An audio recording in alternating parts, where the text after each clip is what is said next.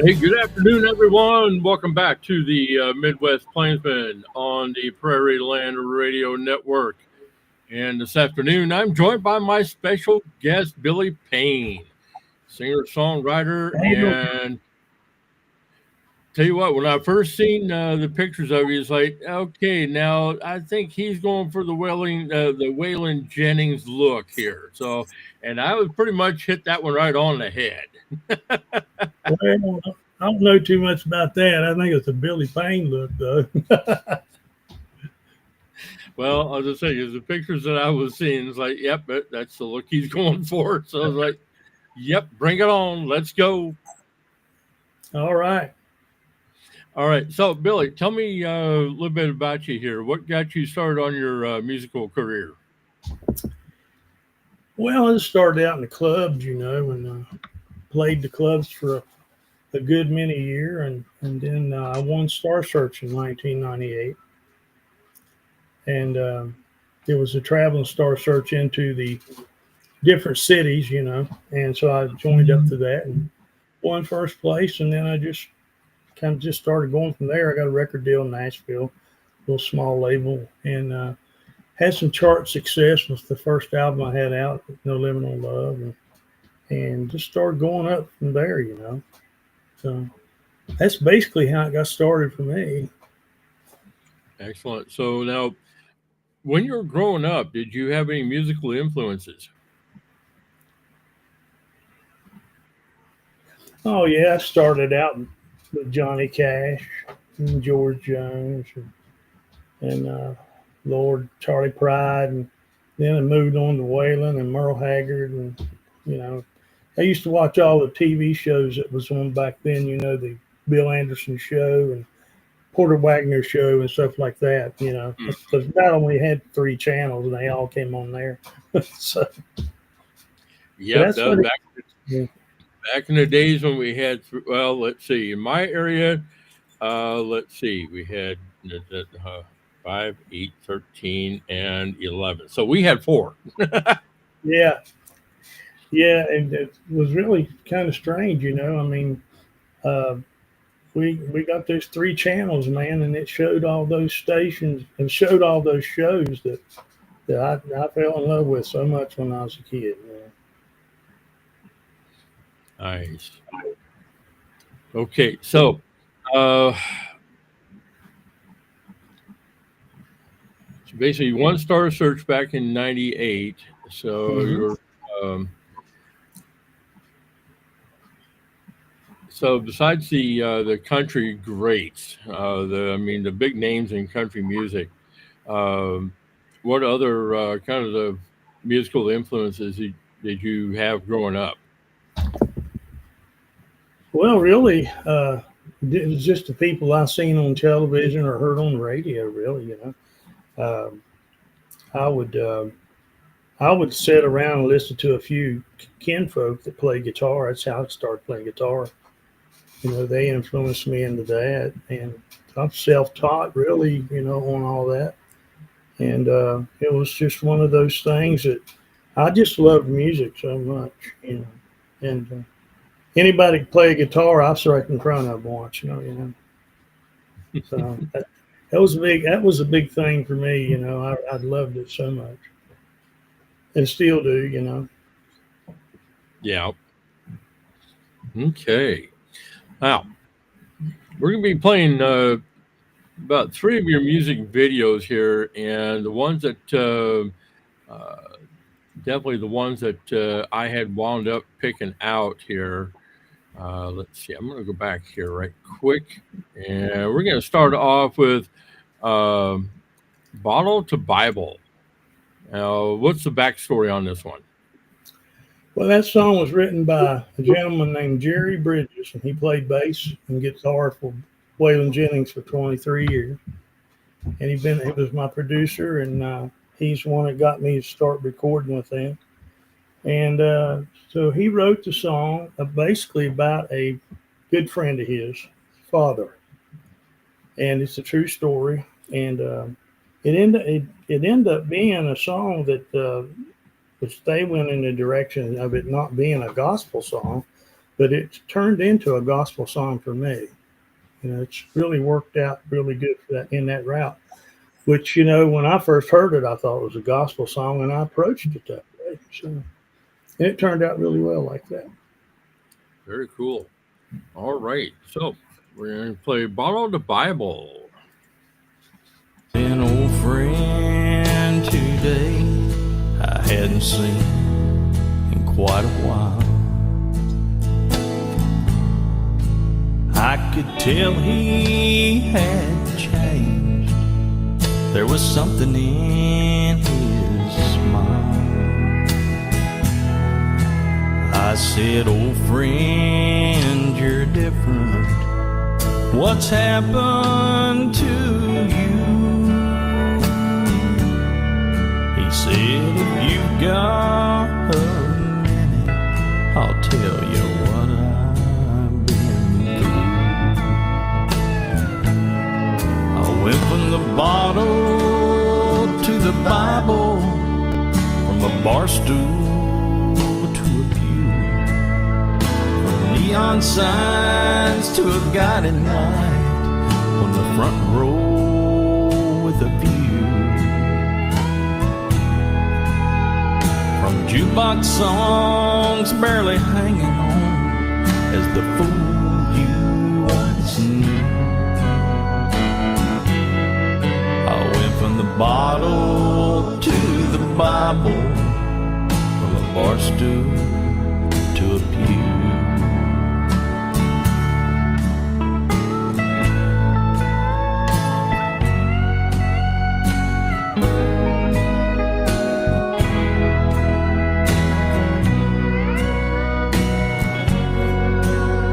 There's a message in the bottle for anyone to see. The answer's in the Bible. It's there for you and me. Then he turned to walk away and said his goodbye. I saw the Bible in his hand, and I swear someone by his side. He went from the bottle to the Bible, from a bar stool to a pew, from neon signs to a guiding light, on the front row with a view.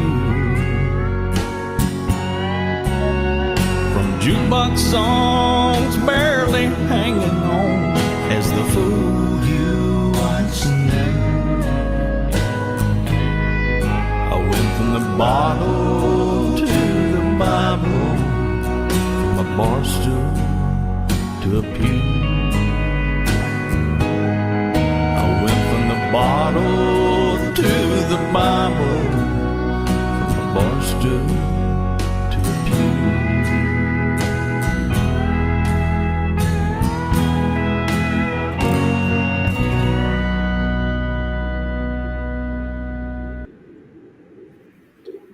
Very classic country. Thank you, sir. Thank you very much. You are very welcome. Let's see now. Over the years, have you developed what most musicians would classify to be a signature song that identifies you? Well, yeah, I think over the years I've developed my own niche, so to speak, and the thing of it is when I approach a song, I go after it in my own kind of way. So I would say that anything that I have written probably throws my signature on it, so to speak. It's as I sound like me, and I go for when I do a cover tune, I do it the same way. I just go after it in my own way, because that's one thing I've always wanted to do was to make sure that I interpret the song, make it sound like I wrote it anyway. And I learned a whole lot of that from Waylon himself. He taught me that, over the years, and we talked about it a few times. And when you get your own signature song, I think it's when you've kind of rolled up everybody in a ball and that you listen to, and you become yourself. And then whatever you record after that, it's just you end up having your own brand, so to speak. Mm-hmm. And as far as the signature song itself, I would just say that mainly the things I've written, and then the covers that I've cut over the years fall in behind that. Just like any other artist, I guess. The way they do. Because that's you got some that don't even write, and they've got their signature thing, but there's quite a few of mine that I've written that makes me feel pretty good about people knowing it's me.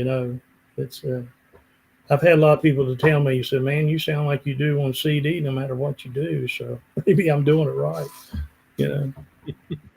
I'm not having different voices or anything like that, and so.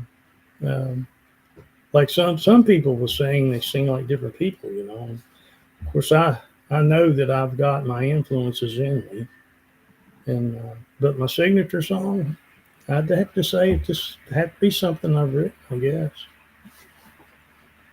Okay. So, would you say that a lot of your music comes to you from longer travels and personal experiences and personal journeys? Oh yeah, especially especially songs I've written myself, of course, or even had co-writers on. But I try to relate, even if I cut someone else's song, to that situation, because I'm so picky about when it comes to picking songs, man. I'm just so selective about it. If I can't get it to feel like I've lived some part of that, I don't even want to do it, And unless it's a novelty song or something like that, But most of my heartfelt, gut-wrenching songs, so to speak, have had something to do with my life, really. Very cool. All right. Next video that we're going to be playing, this is The Jukebox Turns Me On. What's the backstory with this one? Well, that was a song I started writing a long time ago, and it was the first video I cut actually with Waylon's band, and we did it in a club in Nashville called Sega Fiddle, and it was turned out really good because it was about how that I really started listening to music, because when I was a kid, my uncle had this store that had a jukebox in his store.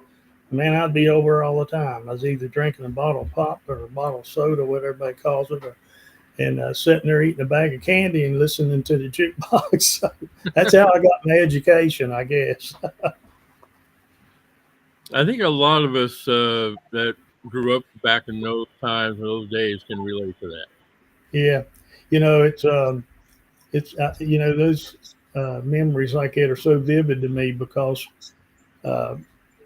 even if I'd go somewhere else, it'd be the same way. I mean, I actually, but that was my thing. I wanted to see who was on the jukebox and listen to who they were, and that's how I found out about a lot of singers, It's like, say, we didn't have 3 channels back then that I could pick up on TV, and we did get we got the Grand Ole Opry and stuff like that. But when I was a little kid, I only knew who they were by their name, and if I didn't know who they were, I'd listen to them.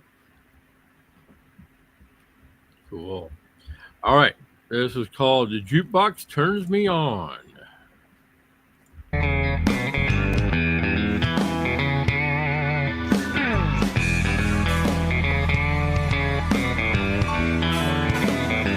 I was raised on the jukebox in a the bar down the road. I listened to Waylon and Willie, to Haggard and Jones. I was always in trouble. I couldn't leave on my own. I was raised on the jukebox. The jukebox turns me on.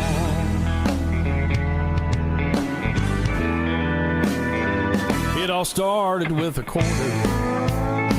I chose 385. I could hear old Willie singing. You were always on my mind. It was one after the other. I'm in a haggard state of mind. Swinging doors in a bar stool. I was born a running kind. I was raised on a jukebox in a bar down the road. It was Waylon and Willie. It was Haggard and Jones. I was always in trouble. I couldn't leave on my own. I was raised on the jukebox. The jukebox turns me on.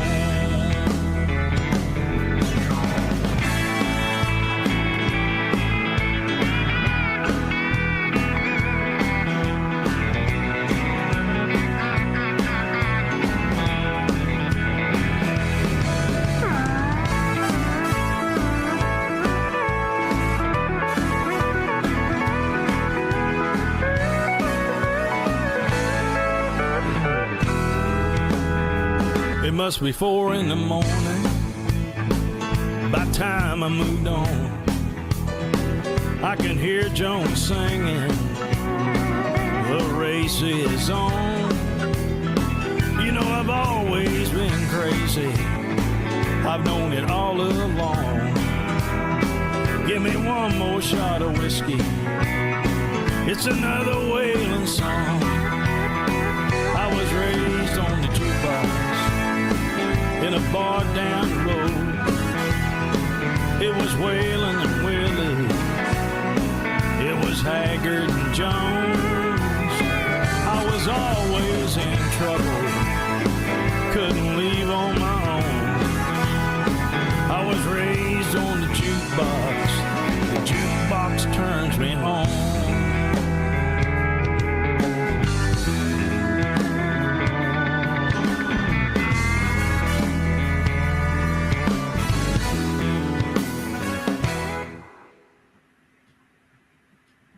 Very cool.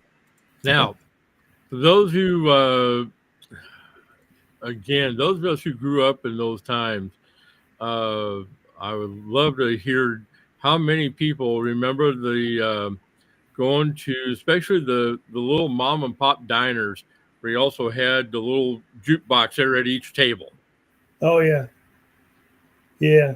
Those are some cool things back in the day. I really like those. You know, but you know, I don't remember them here, you know, where we lived at. But I remember seeing them, you know, when I'd go places, and I always wanted to see one of those things, you know, and I've got to see them in some places, and I thought they were really cool. I just loved to have them when we were little, but you know, I never did see one of them. Well, there's still, every once in a while, I'll see a video of especially people traveling across the country. They stop at these little mom and pop diners. Oh yeah.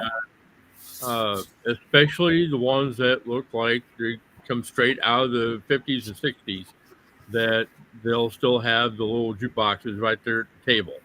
Yeah. Yeah, it's the only time I ever got to see them was in my travels, you know. And I thought they were pretty cool. I mean, I seen them on television and stuff like that, you know, or pictures of them. But I did think this. I wondered how you could listen to one if somebody in the next booth had their own. Yeah. I just got to thinking about that. It's like, you know, I don't know how well that would work.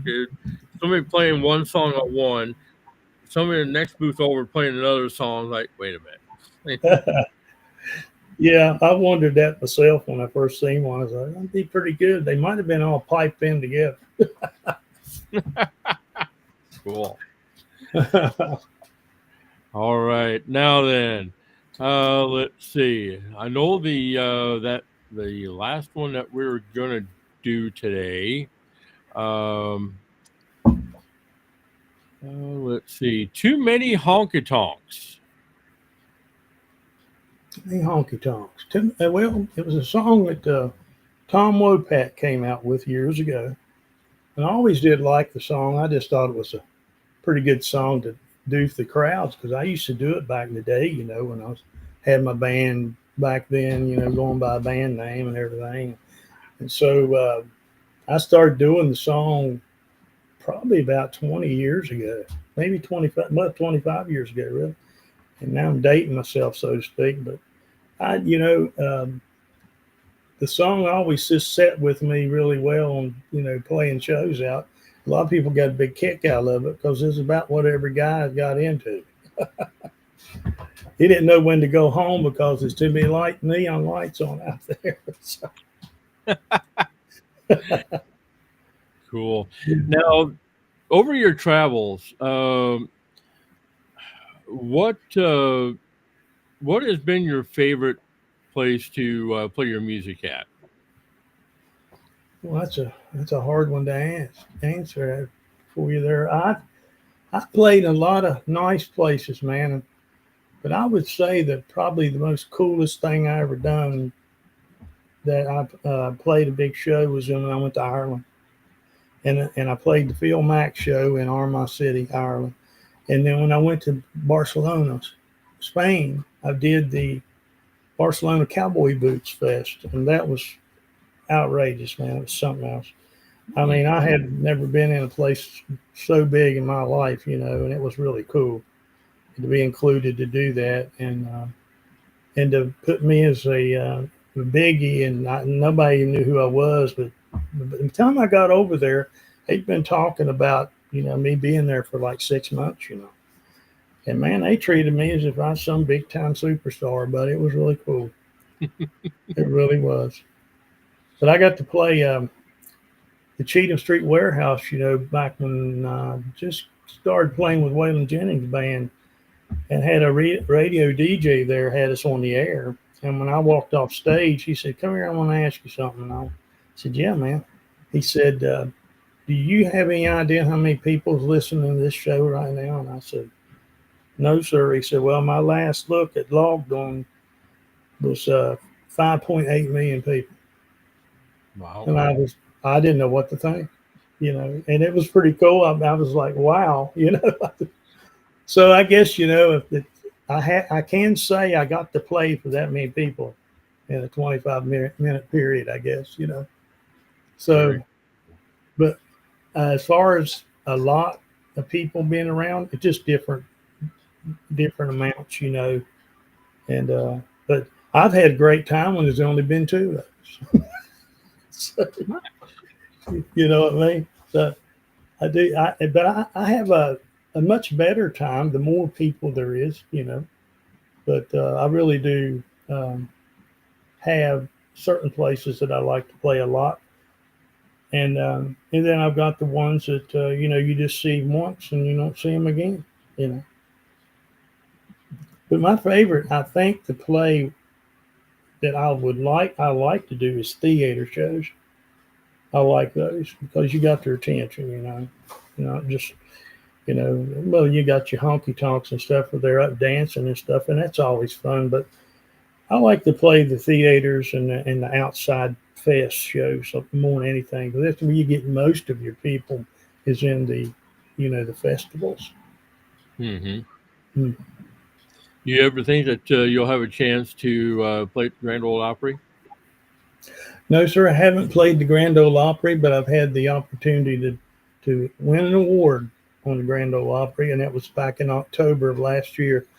I was won Outlaw Album of the Year for the Josie Music Awards, and they presented cool. at Grand Ole Opry House.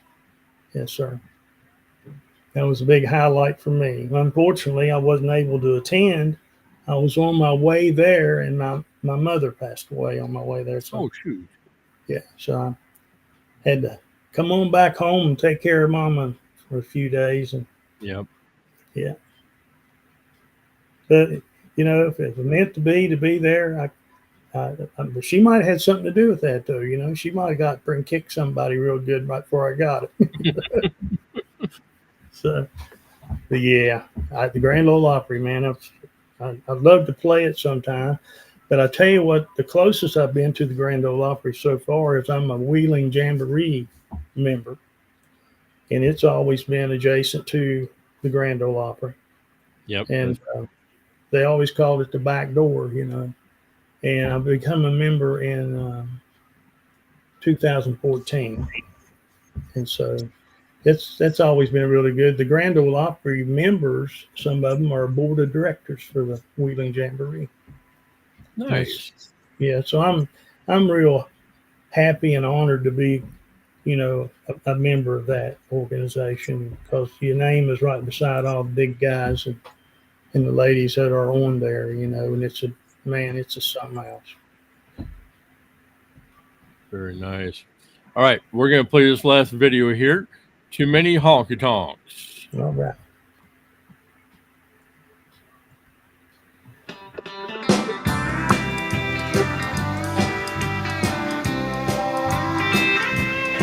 Well, I wish I could learn to take home my take-home pay, but I deserve a blue ribbon at the end of a long, hard day. I keep telling myself I just have one and I'll be gone, but there's too many honky tonks on my way home. Down at Cheap Charlie's there's a happy hour going on, and just around the corner they're playing my favorite song.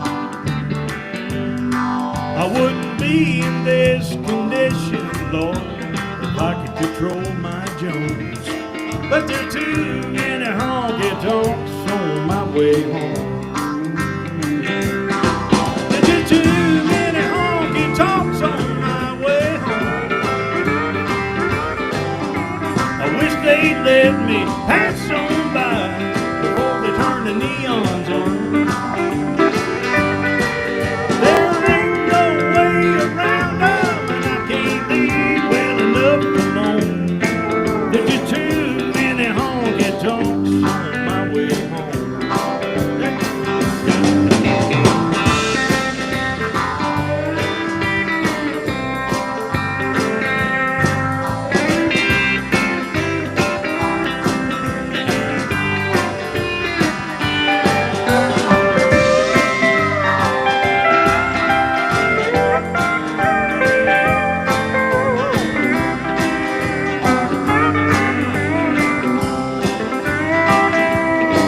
The doctor says I'll be dead and gone before my time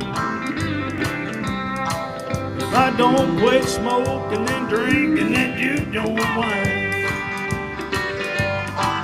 St. Peter calls me home. I hope it's before they turn the neons on. 'Cause there are too many honky tonks on my way home. There's too many honky tonks on my way home. I wish they'd let me pass on by before they turn the neons on. There ain't no way around them, and I can't leave well enough alone. There's just too many honky tonks on my way home. St. Peter calls me home. I hope it's before they turn the neons on. 'Cause there's too many honky tonks on my way home.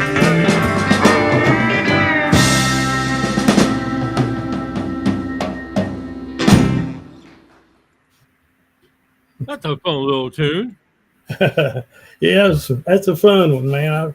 It's always been, like I say, it's always been one that I've kept in my set list for a long time. Then I finally recorded it. So, Very cool. All right. So, what do you have coming up on your schedule? Well, I'm getting ready to head to Missouri. I'll be playing a benefit there for a young lady that passed away here a while back. And then the 19th of September, I'll be in South Carolina for Leon Everett show. And then we got some other things coming up that I just got to find out about, they say. So coming in almost like 2 weeks before I have to be there. So it's getting kind of busy in that kind of sense with me now. That's the way it's been for the last few months. Definitely sounds like you're getting busy. That's for sure. Yeah, I sure am. I've been doing a lot of short trips, and I've been to Georgia and Alabama a good bit, So in the last, since the last part of March, and but I'm having a great time, and being able to have a number one song on Cashbox, helped me a great deal this last month. And I had the song "I'll Find It Where I Can" went to number one, and I got to record 3 brand new duets, and one of them's up for a Josie Award in November. It's called "I Drink the Whiskey." That's with Tommy Lee Moffett out of Temple, Texas. Okay. And I've got another song that's with a gentleman named Michael Sparger. It's "The Last Outlaw" that we did, and it just hit the charts, Cashbox charts. I think it came in at 84, I think. And then the another guy I wrote. I didn't write this, but I did help write the Last Outlaw song I was just telling you about. And then the other song was called "I Ain't Hurting Much" with Adam Grant, old Georgia boy down there. But it's on the charts, and I think it came in at like 77 or something like that. And I've got a brand new single release coming out that just was released, and it's called "This Time." And it's an old Waylon song that they wanted to put out, see how it does. So I'm looking forward to seeing what the future holds. Excellent. Well, we'll definitely be looking forward to keeping in touch and hearing a lot more coming from you. Yes, sir. Thank you. I really appreciate you having me on, or I do. It's always a pleasure to meet new people. I've got another interview next week with John Kay out of Canada. So, yeah, okay. Have him host the morning show. I think it's called Toast and Jam. So, I've done a few of those with him, but I've got to meet a lot of interesting people, man, and I really appreciate you being one of them. Right. You're very welcome. That's basically what my work is all about, is to help support and promote independent artists just like yourself. Yes, sir, buddy. Yes, sir. I appreciate that. It's we all need it. We all need it. Yep, that's for sure. And also, you have to go to my website, MidwestPlainsman.com. You'll see a page on there for Native Family Radio. As I'll be adding your music to my playlist here, and then there's also a link for it's a drop form for you to, if you would like to, you can upload your music directly to Native Family Radio. That way, all of us on there can be playing your music for you. Well, I appreciate that. Yes, sir, I do appreciate that. Maybe I can get some of my friends to give you a shout, see if you'd be interested in having them on. Oh, that too would be great. Yeah, it's a lot of fun to do this thing we do, man. I feel very blessed and very fortunate. Very cool. All right, Billy. Well, this has been a pleasure talking with you and pleasure getting to know you and your music. And I look forward to keeping in touch, and maybe one day we'll meet up down the road. Maybe so. I hope we can. And you take care of yourself, Earl. All right. You as well, Billy. Have a great day. Thanks for coming. Appreciate you. Yes, sir, buddy. Thank you. You're very welcome. You've been listening to another edition of the Midwest Plainsman on the Prairie Land Radio Network. And like I said, if you enjoy what you're listening to, be sure to check out Billy Payne's website, which I've got scrolling down here on the bottom. And then also check out his Facebook page, which is facebook.com/Billy Payne Country Music. Be sure to check that out. And if you have questions for me directly, be sure to come over to the MidwestPlainsman.com. And that's the new website for the podcast. Be able to keep up to date what we've got going on. If you like internet radio, be sure to check out nativefamilyradio.com, where I am doing like 3 or 4 sets per week now. So be sure to check that out. And then if you have questions for me directly, come join me at on Facebook at the Midwest Plainsman, both on the business page and also on the group page as well. And if you have questions, email me at themidwestplainsman@gmail.com. Thank you for tuning in. I'm going to say pleasant journeys, everyone. And we're going to be out of here for the afternoon. Thank you for coming. And stay tuned for more as it comes about right here on the Midwest Plainsman.